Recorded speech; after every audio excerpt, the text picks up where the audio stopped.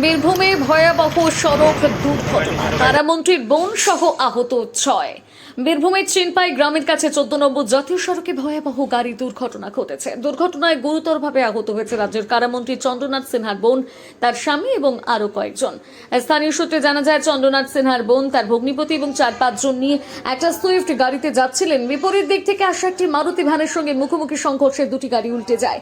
দুর্ঘটনার পর সদাইপুর থানার পুলিশ দ্রুত ঘটনাস্থলে পৌঁছে আদালতে উদ্ধার করে সিউড়ি সদর হাসপাতালে ভর্তি করে। দুর্ঘটনার পর সদাইপুর থানার পুলিশ দ্রুত ঘটনাস্থলে পৌঁছে আহতদের উদ্ধার করে সিউড়ি সদর হাসপাতালে ভর্তি করে। ঘটনার এলাকায় চাঞ্চল্য ছড়িয়েছে। পুলিশ গোটা ঘটনার তদন্ত শুরু করেছে।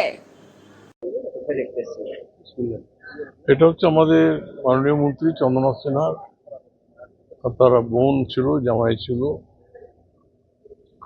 ওরা ওই মোরাডে ওদের পুজোর সময় এসেছিল, এখান থেকে যাচ্ছিল পুরুলিয়া। তো পুরুলিয়া যাওয়ার পথে এখানে চিনপায়ের ওখানে একটা অ্যাক্সিডেন্ট হয়, একটা মারুতির সঙ্গে একটা সুইফট ডিজায়ার। তো সবাই খুবই সিরিয়াস উন্ডেড হয়েছে। এখন স্টেবল আছে ঠিকই, এদেরকে ওদের সব বাড়ির লোকজন আসছে, অ্যাম্বুলেন্স রেডি করা আছে কলকাতায় পাঠানোর ব্যাপারে। এটা যত তাড়াতাড়ি সম্ভব কলকাতায় পাঠানো হচ্ছে। হ্যাঁ, আহত হয়েছে এখানে প্রায় 9 জন আছে। তার মানে দুটো ড্রাইভারই একটু সিরিয়াস হয়েছে। আর